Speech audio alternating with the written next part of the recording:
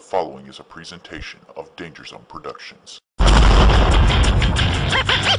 all you motherfuckers! Audio Jungle.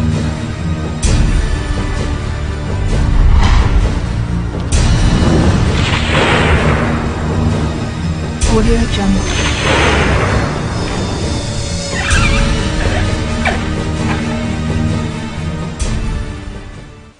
By the powers of Uwe Boll and the Emmy nominations of Steven Spielberg, I banish this damnable movie to the black Stygian abyss.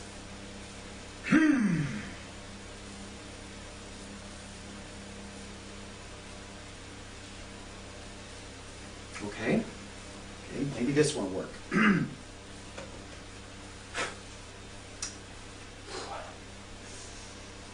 Tara Reid's tits and Uwe Boll's bits come together by the power of kibbles and bits. Vanquish this movie from my sight and my mind. Banish it now for all time.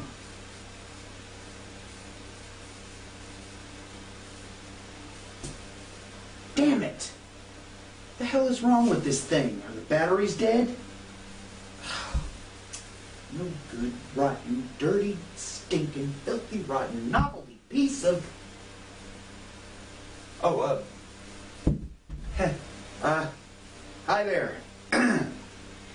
You've just entered the Danger Zone. I'm Danny South.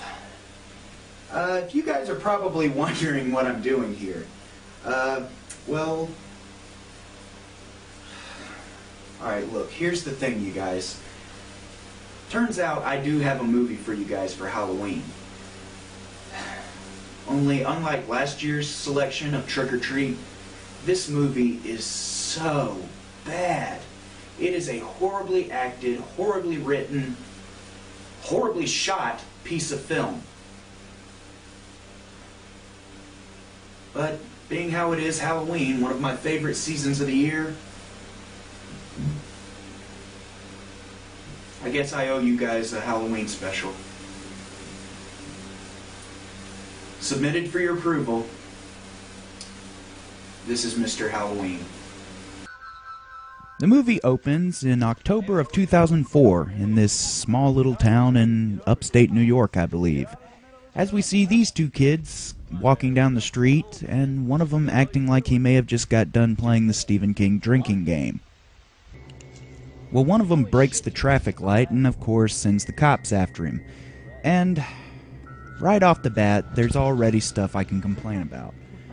One, I don't like their acting. I think either they're over the top or it seems like they're just not trying hard enough.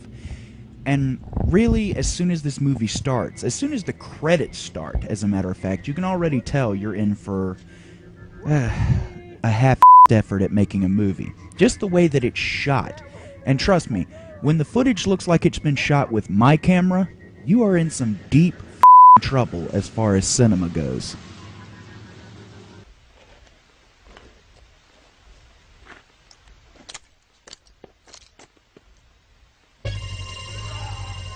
That's right, see what you did? Smell it. I know it seems cruel, but it's the only way he'll learn. The other kid manages to give the popo the slip, but unfortunately that doesn't help your friendly neighborhood jumpsuited weirdo from bashing his brains in.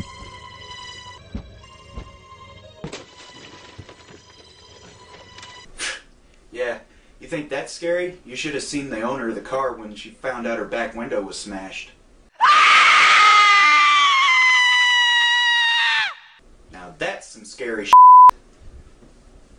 What? Yeah, I changed locations. What? It's easier to see me this way. What, is this not brooding enough for you? How about this? How about this? Is this scary enough for you? Whoa. Now let's finish the review and act like adults here, okay? That of Katie Love. The 16-year-old was snatched off the street just after dark 2 nights ago as she walked home from a football game at the school. Oh man, did somebody turn it to the news station while I wasn't looking? She would never go anywhere without telling me where she is. Police won't release an official number. Remember what I said earlier about the video quality of this movie being really bad? Look here, filmmakers. When the quality of your film is so bad that I can't tell if I'm watching a news broadcast or your movie, you need to go back to film school. Or buy a new camera.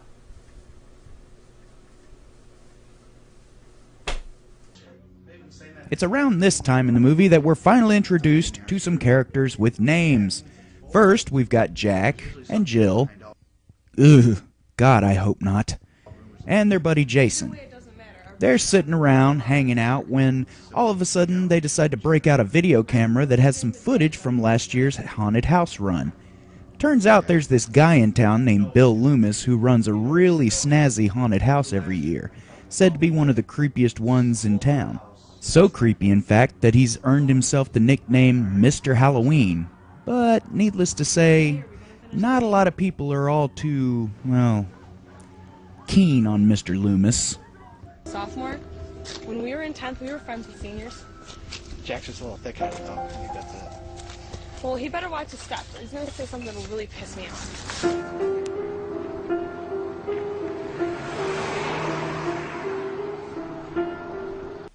And there, my friends, lies another problem with this movie.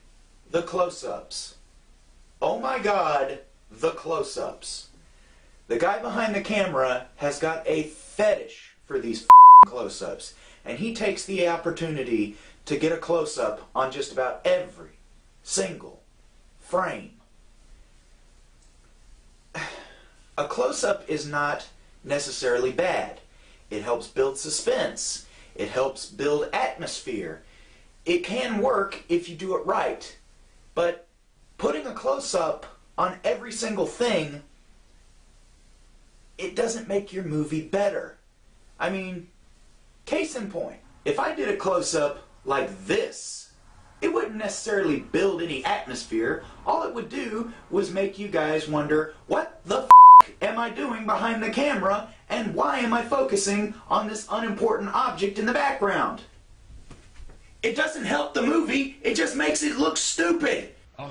Speaking of building atmosphere, we also get a few shots of a concerned parent who apparently is the father of one of those missing kids from the beginning of the movie, coming in to complain to the sheriff because, big surprise there, the police haven't done anything to find them. What a shocker. Oh yeah, I forgot to mention, the sheriff's also a complete hat. Yeah, I kinda look forward to when he dies. After parting ways with Jill, Jason goes and meets up with his friend Michael, who, as it turns out, is the actor's real-life younger brother, which you could probably figure out if you see him side by side enough. Truth be told, there's a lot of people in this movie who end up having members of their family acting in it. As it turns out, the character Mr. Halloween, Bill Loomis, which, by the way, is using his real name in this movie, yeah, the actor who plays Mr. Halloween, his name really is Bill Loomis. Anyway, back to my point. Bill Loomis's son, Justin Loomis, is actually playing the part of Jack, the douchebag with the mustache we saw earlier. But I digress. Back to the story, or lack thereof. The two take a stroll down memory lane until they get in front of Mr. Halloween's house. Jason tells him a little bit about the rumors of how Mr. Halloween supposedly uses real human body parts in his haunted house, but of course Michael calls bullshit on it. So the two hatch a plan to come back later that night and check it out for themselves to see if there's any truth to the rumors. Slow it down there, Padre. At the rate you're going, you're going to have a stroke before they find your kid. Ooh, close up, look at the close up. I want you to get every single ash of that cigarette. Oh, close up.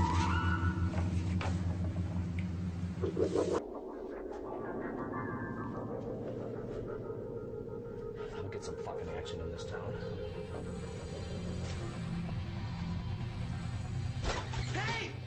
Gee, I really wish we could see what the hell was going on, but for some reason, For some reason, the cameraman seems to feel that this ashtray is much more important.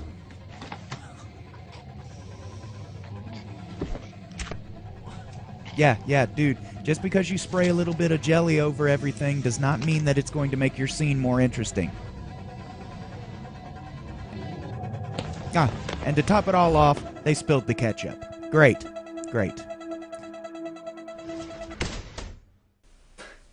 What the hell was up with that scene? A man is fighting some goon for his very life, and the cameraman... No. Not the cameraman. The director feels the need to focus on a f***ing ashtray rather than seeing two people struggle. Oh, my...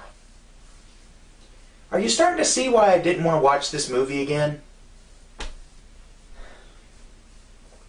Who knows? Maybe they weren't even struggling. But still, kind of makes you wonder, what were they doing off camera?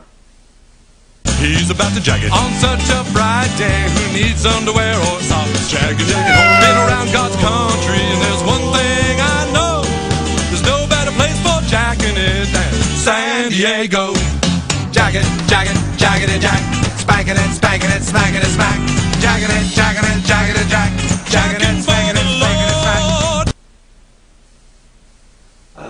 Let's just go back to the movie. Later that night, Michael and Jason return to the house to make good on their plans, to see if the rumors about Mr. Halloween's haunted house are true. And finally, we get a chance to see what this guy looks like. That's it? He looks like Ron Jeremy wearing a jumpsuit. Don't worry. Something tells me Ron's used to getting the money shot.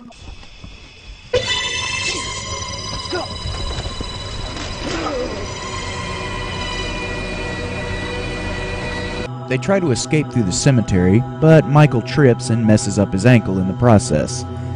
Which is kind of odd, considering usually in these kinds of movies, it's the woman that trips over her own feet. But, while in the cemetery, they come across a startling discovery.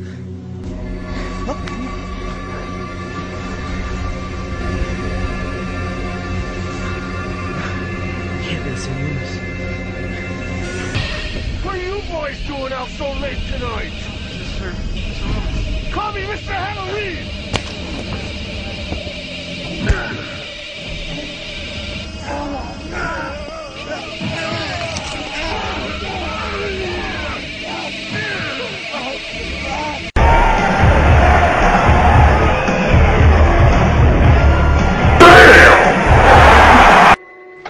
Halloween finally comes around, and Mr. Halloween is hard at work, using his living props in his haunted house. Unfortunately, that also means that Michael and Jason are on the list. Jack and Jill decide to check out Mr. Halloween's haunted house to see if there's anything fishy about it. Really, though, once you take a look inside of it, it's more cheesy than it is fishy. Although I have to give Mr. Halloween credit, he does seem to actually be enjoying himself, which is about the only enthusiasm he ever has in this entire movie. Look at this! Oh, come on, dude, you get better scares out of the Chuck E. Cheese animatronics. Eventually, they get to the guillotine part of the haunted house, where little does Jill know that, well, her friend Jason happens to be on the chopping block. Let's see how this goes. Little beings in this haunted house, we must execute them!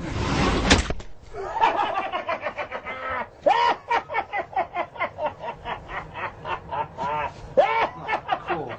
What you want, but I'm telling you, it's just fake blood. Are you sure? Positive.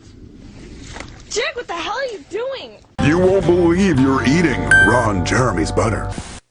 After these messages, we'll be right back. Halloween draws to a close, and poor Jason has been beheaded. But, luckily for his little friend Michael, the guillotine malfunctions during his turn, and it spares his life. This turns out to be kind of a bittersweet moment, however, because it turns out Mr. Halloween decides he's going to save Michael for next year. Although, I'm not sure why, considering he takes the rest of his little human props and promptly snaps their necks. One of the earlier visitors of the haunted house returns to find Michael on the floor. He tries to help him, but considering this guy has no name, no connection to the other characters, and really no purpose whatsoever, I'll give you 2 guesses how that turns out. I can't get it off. I'm gonna have to drag you out of here.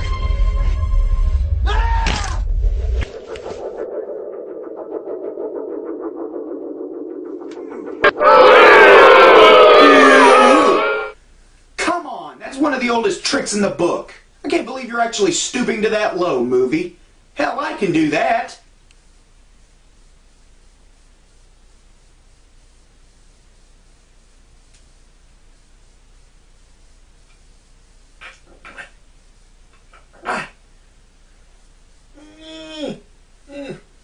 You see? From this angle, it looks disgusting and disturbing. But when you flip it around, the truth shall set you free. Shame on you, movie! Shame! A little time passes, and people are still missing. What's being done about it? Absolutely nothing, because apparently the entire f***ing police force of this entire f***ing town consists of only 2 people. That being your generic dirty cop, who's so transparent you can see through him, and the other guy who is apparently a reject from the Backstreet Boys. What kind of drugs were they on when they wrote this? Are you starting to notice a little hint of aggravation in my voice? Well, good. Good. Now you're starting to see things from my perspective. I had a hard enough time sitting through this movie way back when I f***ing bought it. Do you have any idea how much of a toll on my psyche it has taken having to sit through it twice? Twice? And you know what the worst part of all is? The worst part of all is, we're not even halfway through this movie yet. Yeah. Not even an hour has gone by yet. And I still can't believe the stupidity in this movie. But you're gonna love this.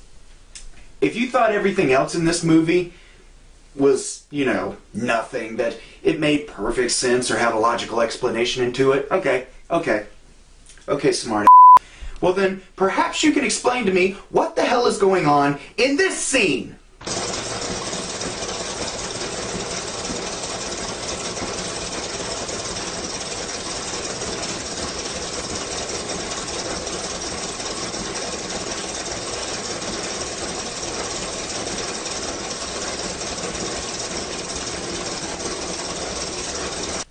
What in the bluest of blue hells is this? I mean, first of all, the machine, I don't even know where to start on that thing, so I'm just gonna skip it.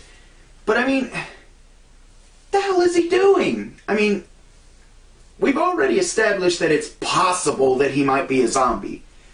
A question that's never answered, might I remind you. But this machine, this is another question that's completely thrown out of left field and is left completely unaddressed for the rest of the movie. They show it a couple more times throughout the course, and they never tell you what it does. I mean, is it rejuvenating him? Is it giving him energy? Is it how he gets his fix? What, movie? What? And because keeping a young boy in a cave never worked for Batman, Ron Jeremy decides it's time to snatch Jill as well. Well, at least she'll be able to keep Michael company. Jack finally figures out that the police in this town are about as useful as a pancake in a waffle factory, and decides to go check out Mr. Halloween's haunted house himself. But of course, since Jack is about as intelligent as the rest of the cast in this movie, he gets himself locked in the haunted house. Nice going, numbnuts. We get a couple more scenes of Jill and Michael talking about why they're down in the basement and what's probably inevitably going to happen to them. And of course, these scenes go exactly where the rest of them go. Absolutely nowhere. Why do you think I skipped most of the scenes where they're locked up? So finally, the Backstreet Boy decides to go investigate Loomis's house. Unfortunately, Mr. Loomis is not the conversational type. How you doing? Could be your furnace. Bill, you've got a little something right right around. You know what? Here, let me get that for you.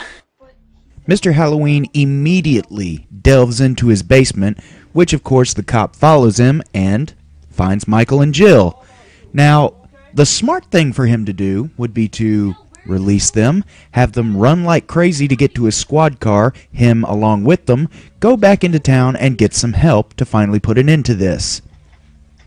Does he do this? Of course not.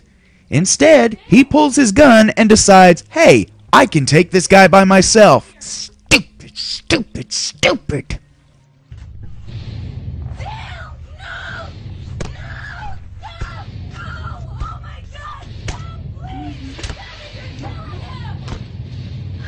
You know what? I'm glad he's dead. Because I have no pity for stupid people doing stupider things. Then again, what can I expect from such a stupid movie? This movie's gonna be the death of me. We gotta wrap this up. Let's see, Jack finally thinks he found a way out of the haunted house, but that doesn't last, and of course he gets axed off. Jill and Michael finally grab onto the police dude's mic and, well, give Conrad, the sheriff, a call. Tell him to come over here and bust the shit up. But they're in for a surprise because, big shocker, the dirty cop is a dirty cop! Yeah, turns out that he's the one responsible for letting Bill Loomis get away with doing all these horrible things. And why? Because he thinks these teenagers don't have any respect for the law. Well, as it turns out, Mr. Halloween has no respect for the law either, as he says F the popo and kills off the sheriff. Jill and Michael manage to escape and try to get away, but for some reason decide the best way to escape might be to, get this, hide in the haunted house. Smart move, kids. During their final battle with Mr. Halloween, Michael suffers a devastating blow and finally passes away. However, after a short scuffle, Jill finally manages to kill off the sadistic madman and manages to escape with her life.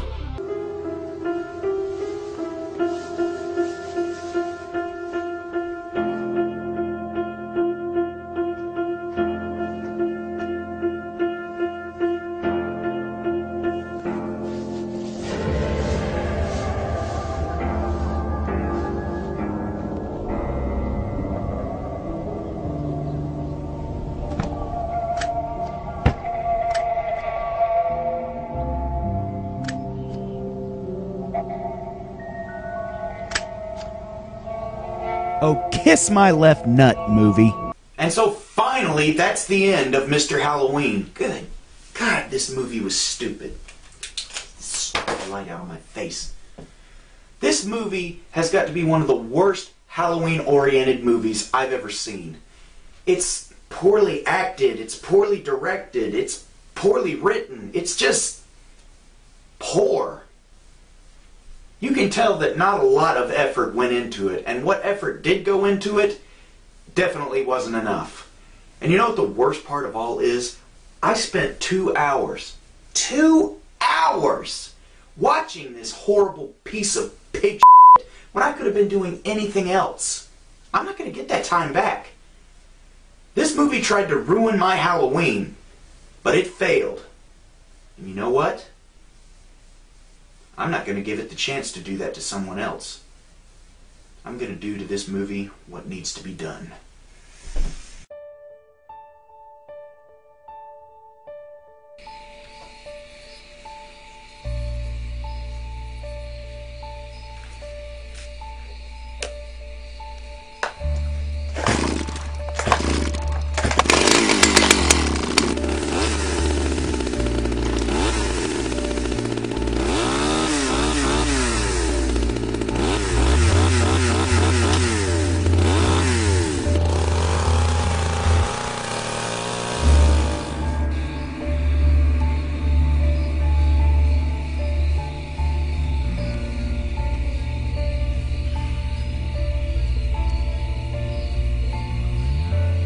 And that just goes to prove that there's more than one way to get rid of a shitty movie.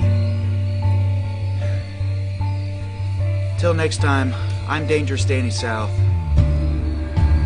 Have a happy Halloween, you guys.